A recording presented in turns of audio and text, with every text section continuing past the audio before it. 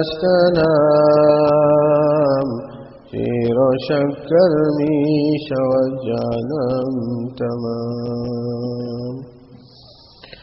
Allah Ta'ala give us tawfiq that sometimes we should go in the open spaces, go sometimes even on the shore of the ocean, the beachfront, in a quiet place, and take out our tasbih, make a little bit of zikrullah, and remember Allah Ta'ala there, and you will find inshallah a different kind of feeling that we're seeing the great makhluk of Allah Ta'ala in front of us, and we're taking the name of that great Khaliq, and ma'rifat and muhabbat of Allah Ta'ala will grow and increase in our hearts.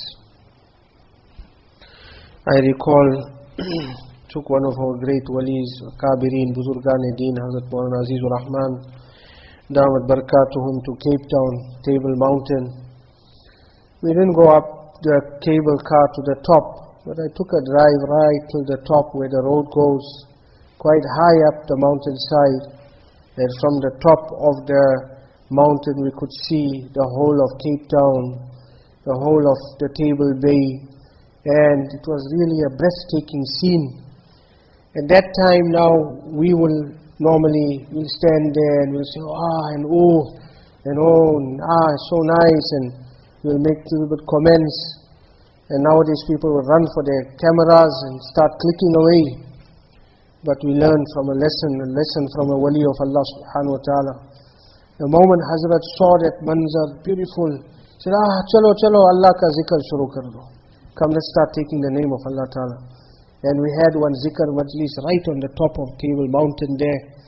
Put the musallas or the shawls on the ground, and Hazrat sat down and started making zikr. And alhamdulillah, we joined him in that zikr.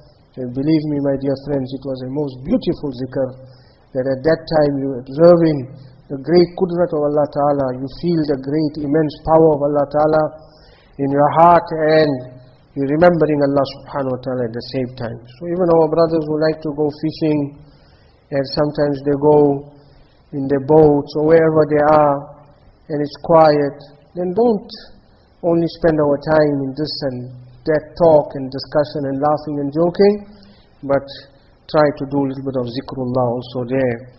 Wherever we go, even on holiday, sometimes we come to a beautiful place, then fill the atmosphere and the air of that place with the remembrance and the zikr of Allah subhanahu wa ta'ala. Allahu Jalla Jalaluhu wa amma nawaluhu, Allah, Allah, Allah, Allah, Allah,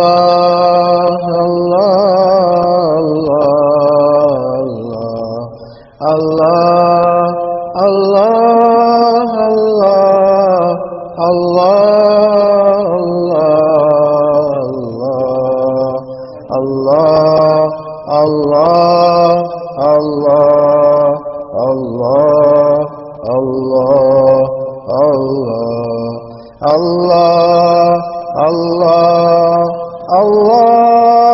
Allah, Allah, Allah, Allah,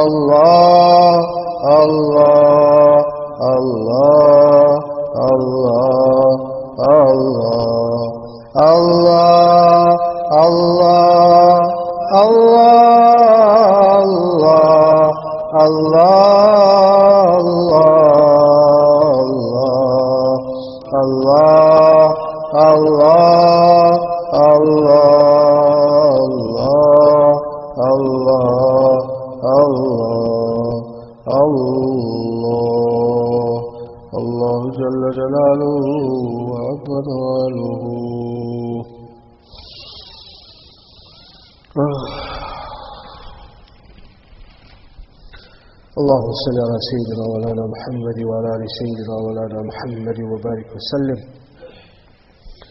يا رب صل وسلم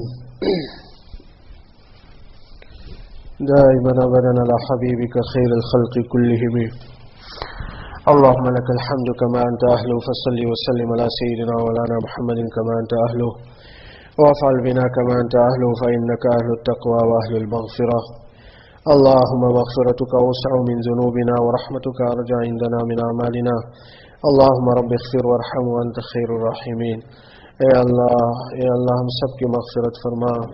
یا ارحم الراحمین، یا ذا الجلال والإکرام، یا حی یا قیوم، یا حی یا قیوم، یا غیاث المستغیثین، یا جار الخائفین، یا امان الخائفین، یا جار المستجیرین، یا ارحم الراحمین، یا اول الاولین، یا آخر الاخرین. Ya Allah, Ya Allah, Ya Allah. Ya Allah, accept our sitting here. Ya Allah, our brothers, our sisters, the dear children. Ya Allah, for your muhabbat, Ya Arham Ar-Rahimeen. Ya Allah, for our islah. Ya Allah, this qurbani and sacrifice has been made. Ya Allah, through your fazl and karam, accept it, Ya Arham Ar-Rahimeen. Ya Allah, make this a means of our islah, kamil and mukammal islah, our complete islah. Ya Allah, give us the shortcut, Ya Allah, to reach you. Show us the fast track, Ya Allah, to reach you. Ya Allah, show us the easy prescription to reach you. Ya Allah, the beautiful nasihat and advice of our pious elders. Ya Allah, with so much of love and compassion, and so much of concern and love and worry, they have shown us the road, they have shown us the path, they have left behind the beautiful nasihat and advices. Ya Allah, give us tawfiq to value these advices, to make amal upon it, to practice upon it. Ya Allah, bring about the change. Ya Allah, we are all desirous of change. Ya Allah, we know that there is no life besides the life of taqwa and piety and righteousness. Ya Allah, every other life is a life doomed to failure, is a life doomed to misery, is a life doomed to problems. Ya Arhamar Rahimeen, Ya Allah, grant us grant us taqwa. Grant us your obedience. Ya Allah, save us from your disobedience. Ya Allah, you give the tawfiq. Ya Allah, you open the doors of tawfiq. Ya Allah, you open the floodgates of tawfiq. Ya Allah, without your help, nothing is possible. La hawla wa la quwwata illa billah. La hawla wa la quwwata illa billah. La hawla wa la quwwata illa billah. La malja'a wa la manja min Allah illa ilayh. لا حول ولا قوة إلا بالله لا ملجأ ولا منجا من الله إلا إليه. Ya Allah, there is no way we can turn to your obedience. There is no way we can stay away from your disobedience but through your tawfiq. Ya Allah, today we are begging. Ya Allah, we are pleading. Ya Allah, we are beseeching. Ya Allah, we are imploring you for your tawfiq. Ya Allah, please, O Allah, open the floodgates of your tawfiq. O merciful and kind Allah, O Allah, grant us tawfiq. Ya Allah, you are most generous, Ya Allah. Ya Allah, through your generosity and kindness, open for us the floodgates of tawfiq. Grant us so much of tawfiq that our life becomes a life of taqwa, and our life becomes a life of ita'at, and our hearts become hearts of ma'rifat, and our hearts become hearts that are enlightened with your muhabbat. Allah, remove the darkness of guna from our hearts. Remove the rust of guna from our hearts. Ya Allah, remove the stains, Ya Allah, of guna from our hearts. Ya Allah, through your zikrullah, Ya Allah, shine our hearts. Through the istighfar, Ya Allah, polish our hearts. Ya Allah, through your zikr, Ya Allah, remove all the stains from our heart and make this heart shining, and fill it with your muhabbat, and fill it with ma'rifat, and fill it with all the beautiful attributes and qualities. Fill it with the akhlaq of Nabi Kareem sallallahu alaihi wasallam. Ya Allah, fill our hearts with raham. Fill our hearts, Ya Allah, with mercy and compassion and love. Ya Allah, fill our hearts, Ya Allah, with tawazu, with sabr and shukr and zuhd and qana'at, and with iman and yaqeen. Ya Arhamar Rahimeen, remove all the evil attributes from our hearts. Ya Allah, give us a life of sukoon. Give us a life of izzat. Give us a life of good health. Give us a life, Ya Allah, of love and muhabbat in our family, in our homes. Ya Allah, give, Ya Allah, a sukoon, environment of sukoon in our homes. Ya Allah, give an environment of adab and respect for parents in our homes. Ya Allah, give a atmosphere of love and mercy and compassion for the young ones in our homes. Ya Allah, make our homes gardens of Jannah. Ya Allah, make our homes gardens of Jannah. Ya Allah, make our partners like the partners of Jannah. Ya Allah, make such an environment, Ya Allah, to prevail that, Ya Arhamar Rahimeen, we get the taste of Jannat in this world. Ya Allah, we get the taste of what it will be in the Akhirat in this world, of your ni'mats, Ya Arhamar Rahimeen. Increase us in your ni'mats. Ya Allah, do not cause your ni'mats to decrease for us. Ya Allah, as our life goes older and we grow older in life, Ya Allah, increase us more and more in your ni'mats. Ya Allah, grant us more and more of your ni'mats.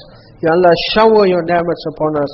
As undeserving as we are, as absolutely worthless as we are, we ask of you, O my Allah, who is most Kareem.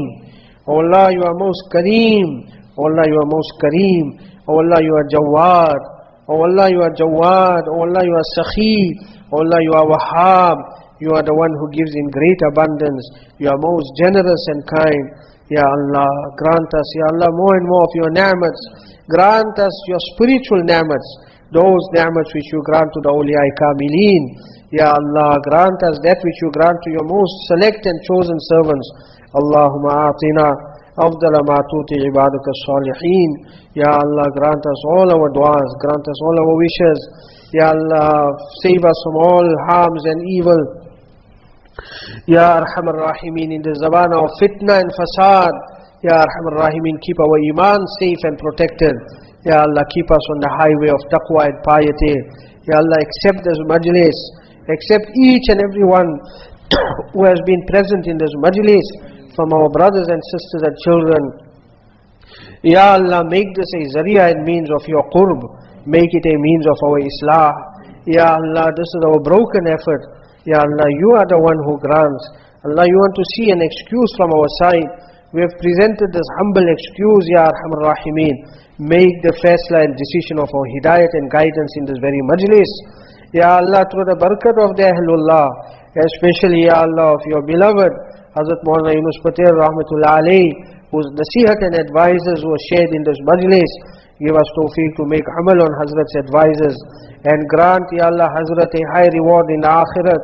And Ya Allah, through making amal on these advices, make it a sawab jariya and sadaqah jariya for Hazrat Rahmatullah Alayhi. Ya Allah, accept all our du'as. Wa sallallahu ta'ala ala khayri khalqi Sayyidina wa Maulana Muhammad wa ala alihi wa ashabi ajma'in bi rahmatika ya arhamar rahimin.